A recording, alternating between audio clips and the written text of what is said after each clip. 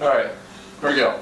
Hello Internet, I'm Dan. And I'm Chaz, and this is Wine is Serious Business, episode 199. 199. It should be called Scotch is Serious Business, because we're doing a Scotch tasting. A little bit of backstory. Oh yeah, go ahead. Chaz's girlfriend was on a trip to Scotland, and then he asked her, bring some Scottish wine back, right? We like to try crazy wines from around the world. Matt brought Jamaican wine back, and I'm like, Scotland's got to have some wine. Let's bring some wine back. And what did they say? Scotch is the wine of Scotland, or something similar to that, yes? Yes. Okay, so here we are. Here we are. We're doing a Scotch tasting. We know some of you will be thrilled with this. Yes. I should say right up front, I don't drink a lot of hard alcohol, like very, very small amount. The Hilgert. Hey, that's about it. I drink a little more, and I've enjoyed some Scotch, but it's not a regular thing for me. So, all right, we're going to be even more amateurish than usual during this show. But I don't know. It's an honest exploration of what we think of some interesting beverages brought back from Scotland. She brought back a really good spread. So the first one we're starting with is the Speyburn 10-year Highland single malt. So, yeah, let me do this here, so you can go kind of small. Nice, civilized pours. Definitely shouldn't overpour on this show. Yeah. Yeah, that's right. A wee dram is a wee dram. Supposed to call it. So this is Speyburn, less oak time, yes, on this one. So was definitely said to be the lighter of the three. So. All right. You said this one was in the sherry oak? I believe that one's also in a sherry cask originally. That actually doesn't smell too bad. Yeah. So, full disclosure, we don't drink a lot of Scotch. So this is a Scotch show by two people who know absolutely nothing about Scotch. So not a whole lot different from a wine show. Took me a second. Dick. A little fruity, actually, which kind of surprised me. That's kind of fun. Drawing me in. Hard to narrow it down, like maybe apple-ish or something, but that's cool. A little earthy. Yeah, a touch of oakiness, almost like the wood board. Sure. On it, like not so much like the vanilla that you get in wine, like just like a raw oak plank, sort of wet, you know.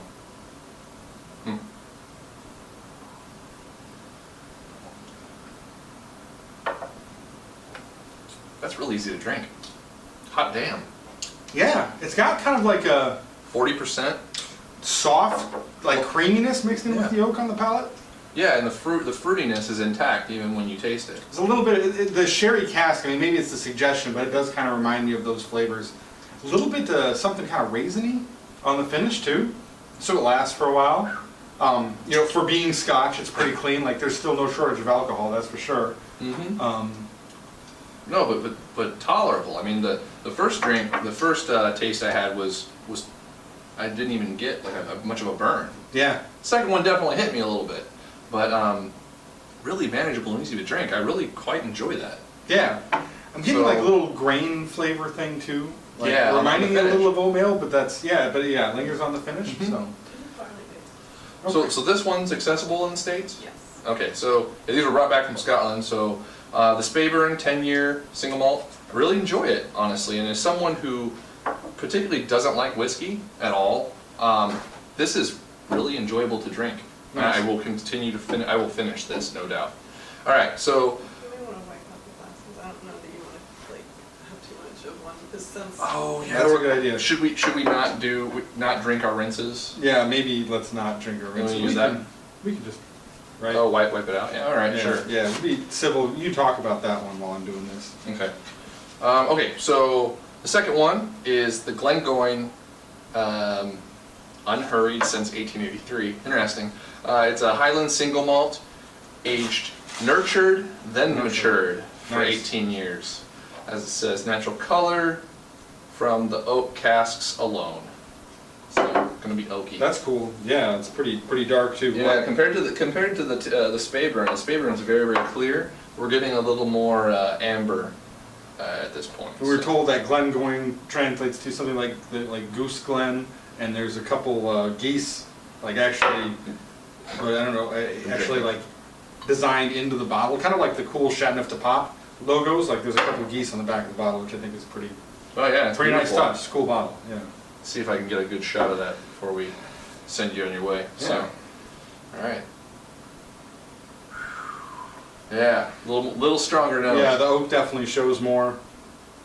And it smells sweeter. It's like getting more in the direction of like maple syrup or molasses or something like that. too. Agreed. What is that? There's a little touch of fruitiness to it that's sort of reminding me almost like of like an orange citrus or something. You know, like maybe a dried orange or.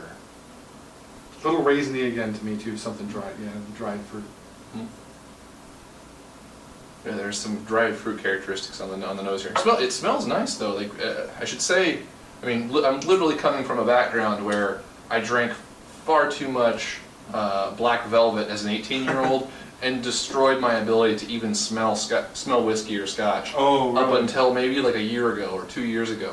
And this is very easy to smell. It's not like turning my stomach, which is what it used to do when I was younger. So Nice. High quality alcohol, right? yeah, that's the ticket. That's the ticket. Yeah. A lot stronger in every sense of the word. Oh yeah. But again, easy to drink. Is it just because we've done a wine show before this or something that this is easier? Like, is it normally this easy to drink? Could be. Well, and I'm going to go back to, I think it's like the high quality alcohol, right? Like Right. it's clean, and they put a lot of effort into balancing the flavors out and everything, right? So. I'm impressed. This is yeah, not normal for me. So All right, cool. And yeah, definitely more intense all Mhm. along flavors. Like there's almost like a sense of like acidity in this. Maybe a little bit to you. No. Not so much. The alcohol is what's keeping it clear for me, but I kind of Okay. get that. Right. Just definitely more richness to it though. It's got like a little heavier feel. It kind of lingers on the palate. The alcohol really doesn't linger, which is really surprising to me. Right. It's there and then it's gone. Yeah, that little touch of molasses is kind of sitting there too. So it suggests that it's a little on the sweeter side, but again, I'm pretty ignorant of what the spectrum's really like. Mm-hmm. But enjoyable, and I think, yeah, just a little heavier than this in contrast. I don't know, better or worse, kind of depends on the mood you're in, I think. Agreed. Yeah, the flavors here in intensity are definitely a step above the previous one. But just like when I tasted Scotch with David, the last time I've tasted really any Scotch or hard alcohol was with David Paris at his house. We tasted some 31 or 32-year-old Scotch, and I didn't find it enjoyable, but I could sense why people like these beverages, right? Sure. Like when they're balanced and when they provide the flavor they're providing for a long time. Like, I get it. Right. You know, and this is sort of in that realm. It's definitely not as intense as that one that I had earlier, but yeah, really easy to drink again. And this one, I'm just really impressed. And they both stick around on the palate for a long time. This one, Yes. actually in particular, is lasting for a long time. So, Mm-hmm. so that's nice, right? Like you don't really want to drink this stuff fast anyway. So to be able to enjoy it slowly, Agreed. have it keep giving, that's pretty Well, cool. we're basically doing a shot and a half or something. Yeah, maybe a little less. All I right. don't know. Yeah. Okay, so that was all right. Glengoyne. Glengoyne. Next, I can guarantee you we're not pronouncing this right. Poit Dhubh. Sure, let's run with that. So it's yeah, the last one, DHUBH. I've never even heard anything ever called that. So this is a 12-year blended malt Scotch whiskey that is unfiltered. Unfiltered. That's what it says. It's, Gaelic whiskey unfiltered. it's made by, the barley's been dried by peat fire, so you'll have that flavor of peat.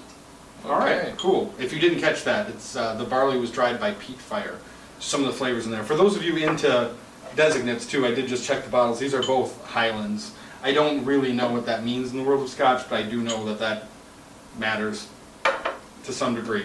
It's where it's from, and as a blend, it's a mix of regions. Yes. All right, this one is definitely the darkest of the three. Mm-hmm. Man, you can smell it from back here too. It's, So it's- yeah, but you gotta smell this one from a little further away. Yeah, this smells burnt. a little bit like tobacco. Yeah, it smells not like an ashtray, but No, like definitely like the cigar or Yeah, like a something, cigar. Yeah. Cigar, a little bit of asphalt. Maybe like wet cedar or something, like a cedar. Oh yeah, note, dude, you know? that's dead on. Like a cedary note to it. That's yeah. so good. Yeah, I was trying to figure that out. It smells interesting. Once you get past the initial aroma of like campfire or something, Mhm. like Yeah, the smoke's definitely in there. charcoal. Yeah. Yeah, it smells pretty good. Yeah. All right.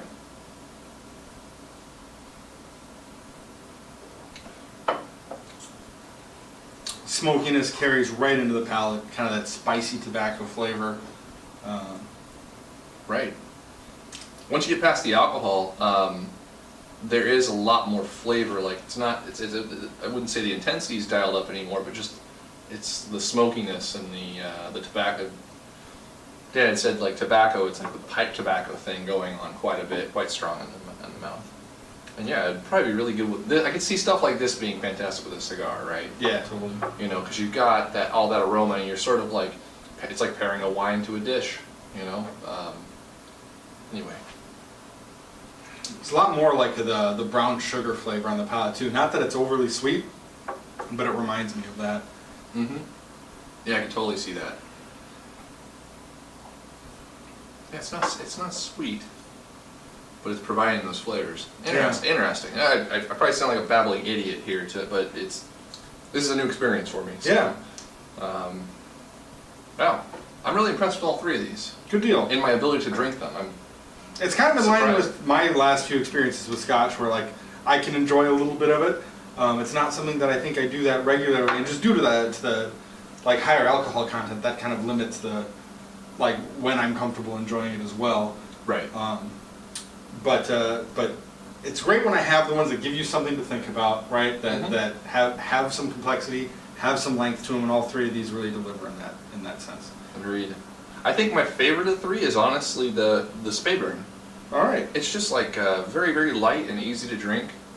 Maybe it's like when you first come into wine and there's certain things like you don't initially gravitate towards the most complex and the most, like Burgundy, for instance. Sure. Early wine drinkers don't gravitate straight to Burgundy. They take their time and they eventually settle on it.